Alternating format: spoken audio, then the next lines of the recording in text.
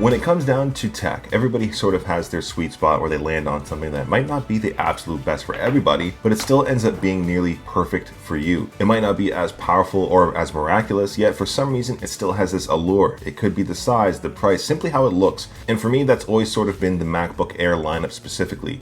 It's wildly thin, it's lightweight, yet somehow it's massively capable of running my entire YouTube channel. It helps me stay connected with my family. Naturally, it does every single day-to-day task I might ever need, and yes, even a little bit of light gaming. Realistically, the reason I can get down with the MacBook Air so much is because I already do have a Mac Studio for my heavier projects, and the MacBook Air is usually what I take with me on the go. And of course, it's not going to be nearly as beefy as my Mac Studio, but those same projects that I use on my Mac Studio, I typically just transfer them to my MacBook Air when I'm traveling, and away I go. Now, why the MacBook Air, and in any case, is a little bit more special is because it's not going to be as crazy beefy as my Mac Studio or the MacBook Pro lineup, but it's substantially more powerful than the MacBook Neo, which is a fantastic machine, mind you, but the MacBook Air lineup ends up sort of being the perfect sweet spot. For me, at least over the last year and a bit, I've been really just trying not to work as much and actually focusing on relaxing and vibing out and just catching up on myself, if that makes any sense. And naturally, the way life goes, that's not the most realistic thing to do, but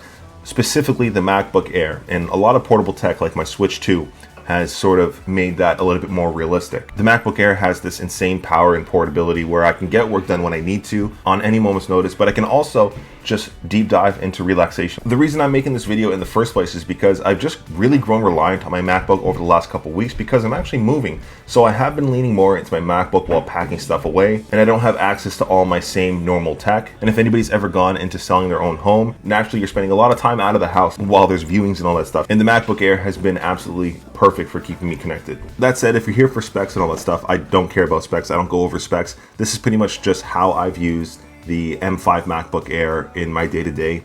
And if you do want to check out the specs, I'll just have it linked down below. Now, probably one of my favorite things about the M5 MacBook Air, and Apple devices in general, if I'm completely honest, is that it's just flippin' beautiful. This has literally got to be one of the best made or well-built laptops I've ever used. Straight up. Honestly, it's just so well made, as are most Apple products, honestly, but it just ends up being super lightweight. It's thin, which is again a reason why I gravitate to it in the first place. I do have this weird infatuation with small and light tech. It's always been the case for me, which is why I love to use my small ass dumb phones, maybe my iPhone Air or my 13 mini. The MacBook Air just falls into that category for me, whether it's going to be the 13 or the 15-inch model. Now, between the two, of course, the 15-inch model would likely be a lot better for a majority of people because a lot of people seem to love larger screens.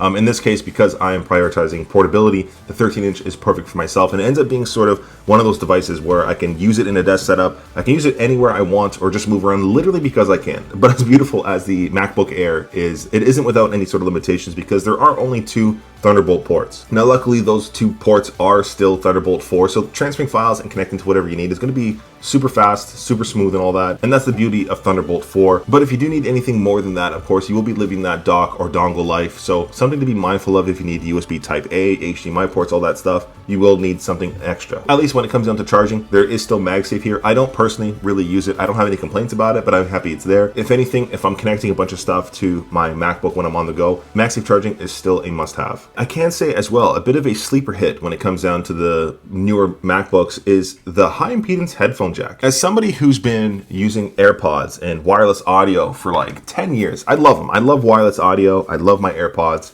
but I recently got my first, let me zoom in here. I recently got my first high fidelity audio player. This is the Snow Sky, and this has a built-in DAC, and I love to pair these with my IEM in-ear monitors. And it's crazy because you spend so long being on AirPods and wireless audio, it sounds great, but when you actually use the high impedance headphone jack on the MacBook, or you're using a dedicated audio player, you hear these things in the songs you don't typically pick up, and that's the beauty of high fidelity. Now, I'm a normie, I'm not an audiophile, but there are some noticeable differences on that, so I really do appreciate the MacBook has that high impedance headphone jack. I personally just really lean into Apple Music. I don't go out of my way to download FLAC files and all that, but Apple Music does have lossless audio options, and they sound incredible. And I like that I don't have to buy any sort of external DACs or anything between my audio player or my MacBook. It simply just works. Not a lot of people will care about that, but again, if you've only been on audio audio forever. Just plug in to your MacBook or whatever and just listen to some of your favorite songs. You might pick up something a little bit special in those songs. Now, quickly, I do want to give a huge thanks to Wispr for sponsoring a portion of today's video. If you haven't heard of Wispr already, I can confidently say it's quite literally the best speech-to-text application I've ever used. As much as I love the keyboard on my MacBook Air, there are just literally times it's not going to be as fast as how quick I can think or speak, which is where Wispr comes in, which allows me to write as quickly as I can talk. If I'm messing up with my ums and ahs, speaking slow or fast, Wispr will actually capture all of that properly and accurately while removing all those filler words while talking normally. It'll actually format my paragraphs while I'm speaking and even add all the correct types of punctuations I might need. And one of the best things as well is that I'm across a bunch of different platforms: Windows,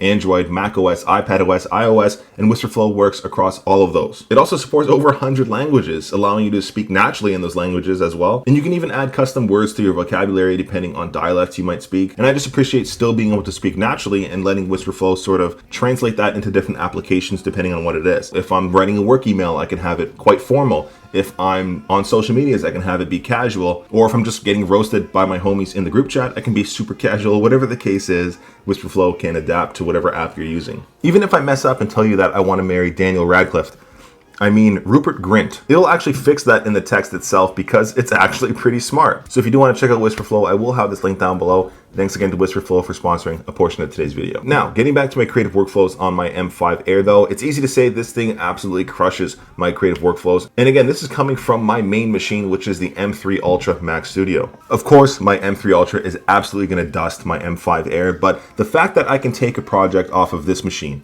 and put it on my M5 Air and still be okay just speaks to how powerful this system is. Typically, it's not that big of a deal, but having used the M4 MacBook Air, I just wasn't expecting that jump in performance from M4 to M5, which typically isn't the case for just an annual refresh. In my actual workflows, if anybody cares at all, I shoot all my videos in 6K OpenGate. Mathematically, 6K OpenGate is going to be over 3 times the amount of pixels as 4K. Now, when everybody talks about editing 4K, that's typically the baseline, the minimum, the barrier to entry when it comes down to, professional grade video. 4K is the baseline. And 6K, what I shoot, when I put it onto the Mac, still works perfectly well, which again is a great way to showcase just how powerful this system is. And of course, and it's not like I won't experience any dropped frames on the system. When a project gets over like 12 minutes, even on my M3 Ultra, sometimes I might get some dropped frames, but it still handles it incredibly well. Let's just pretend my M3 Ultra died tomorrow and I didn't have it anymore. I could use my M5 Air, stop there, and be perfectly fine. Separately from all that, something that's become a little bit more important to me over the last year or so is just not working so much, which is why I want to talk about gaming on here. I know Macs and MacBooks are in general not meant for gaming, but it can game now, which is the craziest thing. Apple has been making huge strides in the gaming side of things when it comes down to Mac OS and their game porting toolkit and all that, and I'm just happy to see where it's headed. Of course, there's going to be tons of ways to play Windows games on here using crossover, parallels, whatever the case is. For myself, I just like to keep it simple, and I just play whatever's native to Mac, which is perfectly fine for me. I still have my gaming PC, I still have all my consoles, but if I have my MacBook Air with me and I want to game a little bit, I can. Some of those native titles I typically play, in my case, are going to be things like Cyberpunk, Baldur's Gate 3. Recently, I just started Crimson Desert. And of course, the arcadey games like Balatro, which is still probably the most addicting game I've ever played next to World of Warcraft, which again, World of Warcraft is on Mac, but I'm taking a small break from that game right now. And of course, naturally, it's not going to be as good as my Windows PC for anything like that, but it is getting better year over year, and I'm just happy to see it. And again, similar to editing and stuff, I get full performance of this machine while on battery, which is thin, light, fanless, and it just does the job. And I love that it's just simply capable of gaming. In my case, what playable means to me is pretty much anything over 30 FPS as my minimum. Granted, I play next to nothing at 30 FPS. I'm typically happier in the 45 to 60 FPS range. And I usually just tinker with my settings to get myself to the 45 to 60 FPS range preferably. And while that might not be playable for most people, because again, I prefer high refresh rates, I just simply know what the system's capable of, and I'm happy with 45 to 60 FPS. I might change my settings to medium, low graphics. Maybe I'll change the resolution, scale the window, whatever the case is. If I can game on here, I'm happy. As for the keyboard on here, honestly, MacBook keyboards are just simply so flippin' good. It's one of those primary reasons that I've transitioned from using only mechanical keyboards back to chiclet style keyboards when I'm at the office or when I'm at home. I literally purchased a Magic keyboard for my desk setup for the times that I'm not gaming, literally because of MacBook keyboards, and I'm just happy with it. It's weird. It has a sort of soft, tactile bump, and it just feels good, and I just love it. And of course, it's great on the MacBook. It's backlit. It has a good chunk of options for Mac users on the top row for functionality. Not to mention, TouchID is still fantastic for security and unlock, as well as any sort of online payments and logging into passwords and stuff. Separately from that, the trackpad on MacBooks remain the penultimate trackpad straight up across any sort of mobile device, and they still just make it the best. I've played and reviewed with other laptops, and while they've been fantastic, nothing gets close to MacBooks in their fluidity and responsiveness and all the gestures you have available to you. And similarly to the Magic Keyboard, I do have the Magic Trackpad for my desk setup because I just love the flipping trackpads Apple makes. On there, it works well enough for editing. It's great for ergonomics, I can say, and I like it. But getting back to talking about the display a bit, it's honestly nothing magnificent by today's standards, but it's a good old reliable display. For me, I need it to be bright enough when I'm at a coffee shop or outdoors or something, which it is, frankly. But I can say the display might be one of the primary reasons I would consider going to the MacBook Pro for me personally. As much as I love this display, as reliable and decent as it is, I can't help but think about the bright ass screens on the MacBook Pro lineup, especially as I try to develop myself as somebody who can color grade a little bit better. With that said, the display on here is still fantastic, which is again another reason why I keep saying this device is a sweet spot for most people, because no, it doesn't lean into professional workflows. It's not a high fresh display or any of that stuff, but damn, it still looks nice for the times. I do just want to sit back, relax, watch some shows, be a degenerate, play some video games. This display still covers it all. And yes, it is still fine for editing videos on the go, which is what I have been doing a lot more recently. And it looks fantastic for 95% of people. And I think you're honestly just gonna love this display. Where I did find myself a little bit more impressed, I can say, is actually when I'm spending time watching shows and movies and playing games and stuff, are the flippin' speakers on this tiny ass laptop are really good, like surprisingly good. It's one of those things where I quite literally do not know how they did it, because this tiny ass laptop has better speakers than my huge ass LG monitor that I just got. Love that flippin' monitor, but the speakers aren't as good as my tiny laptop, which is crazy to say. Somehow this thing gets loud and still also maintains incredibly low ends and bass and stuff. And for the times I'm just leaning into my media and my games and stuff, it does surprisingly well. And as fantastic as the speakers are, I think the weakest part of this entire laptop is probably gonna be the camera. Realistically, I can't ask too much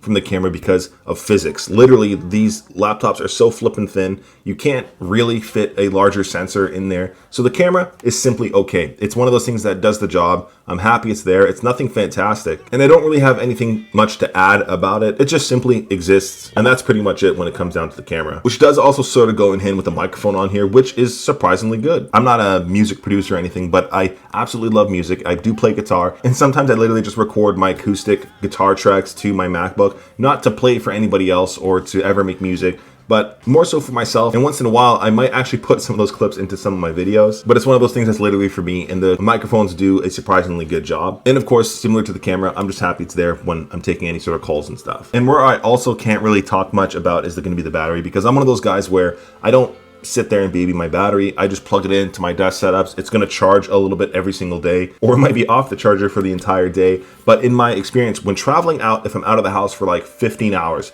this still has battery, which is fantastic, and that's going to be covering my editing. That's going to be doing my light gaming, of course, all the day-to-day stuff. The battery on here is fantastic. The Apple M series chips are insanely power efficient. They just sip power through the day. And even in those emergency situations, I usually typically have some sort of battery bank or something I can use on the go, but the battery's been fine. You have MagSafe, you have Type-C, so there's lots of ways to charge. Maybe one day we'll see wireless charging on a laptop, who knows? Now, how does this thing stack up and who is it for? Typically, in a review, this is the spot where I would tell you that forget about the M5 Air and go with the M4 Air or the M3. But for once, I can say that's actually not the case. Weirdly enough, I find that the M5 performs a good chunk better than the M4 Air. It's actually kind of hard not to see the benefits. If you have the budget for the M5, I actually would go with the M5 or the M4, simply because the base model, A, has more storage. I think you're paying for that anyways. But the performance gains are actually worth it. It could be that I'm in the middle of moving right now, so I'm using my laptop a whole lot more. Maybe it's because Apple is leaning more into gaming finally, so I'm seeing the benefit of the bigger chips. I'm not too sure, but the M5 just performs better in my editing, more than I thought it would. And for those same games that I've played on my M4 Air, it was noticeably better. That could just be because I'm landing more in the 45 to 60 FPS range where I like to game on Macs, and I'm getting less dropped frames when I'm editing my 6K timelines, and that could just be me. But for once, I can recommend going M5 over M4. Honestly, it's kind of rare that I think a piece of tech is almost perfect, and this might more so be a love letter to the M5 MacBook Air because I don't really have much bad to say about it. It can edit all my content, I can play my games when I want to, and whenever it's capable of it, and it's pretty much still the all-around sweet spot between portability, the thinness, the power, and yes, even the battery. Everything is just about right, making this sort of the Goldilocks machine. And even with all of this, in my use case, I'm at the upper limit of the capability of this device, which I think I've just slowly eked into being the demographic for the MacBook Pro. I'm still in my return window for this machine. I might pick up a MacBook Pro to compare them. Not too sure yet. And because of that, I also realize there's limitations because I still do have my Mac Studio here until I pack it away. And it's easy for me to love this MacBook Air how it is because I have my Mac Studio. If I did not have my Mac Studio, I would easily be the MacBook Pro user for an all-in-one system, but it's something to be mindful of. But yeah, that's my long-ass ranty thoughts about the M5 MacBook Air. It is almost perfect, and I don't really have anything bad to say about it. But let me know what you guys think down below. I appreciate you guys watching till the end. Till next time.